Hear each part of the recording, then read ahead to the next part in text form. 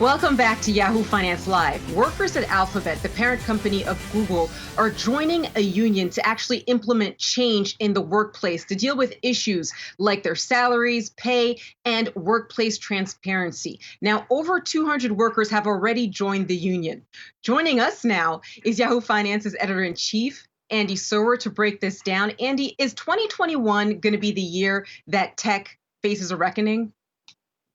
Yeah, I mean, on all manner of fronts, Sabeel, right? It's a question we'll be asking about Section 230, but sticking just with this union question, which I think is a very, very interesting story.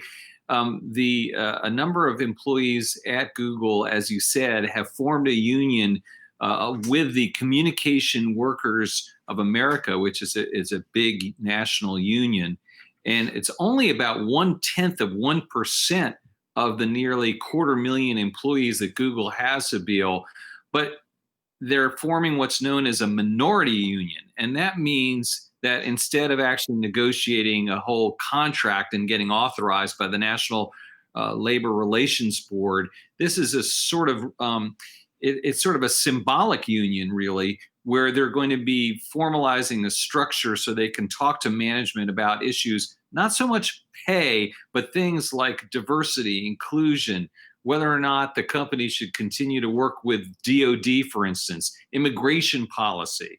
But it is an important first step in Silicon Valley, which has been a place where unions have made very, very few inroads. Andy, let's switch to Section 230. There was an incredible report last night on 60 Minutes about people who've been harmed by trolls on the internet. But there's also the Biden administration, which seems to want to repeal 230. Where do we stand with all that?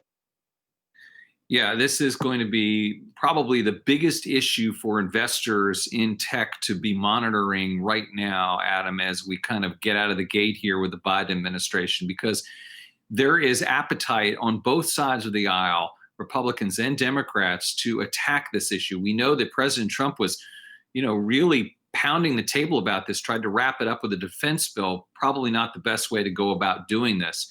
But Democrats want to see this too, because it's an instance here, an issue where the tech companies are basically self-regulating and it's not working. It's harming our society in terms of elections. And these individuals, that 60 Minutes piece that you're referring to last night, Adam, was pretty devastating. Innocent people just being put in harm's way and not having any recourse, not being able to sue YouTube, Facebook, or Twitter.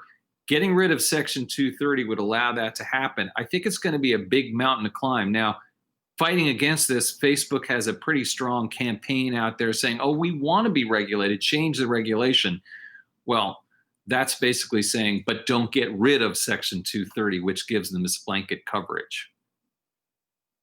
Well, it'll definitely be interesting to see in 2021 if they're able to maintain those liability protections. Andy Sower, thanks so much. Thanks, Abil.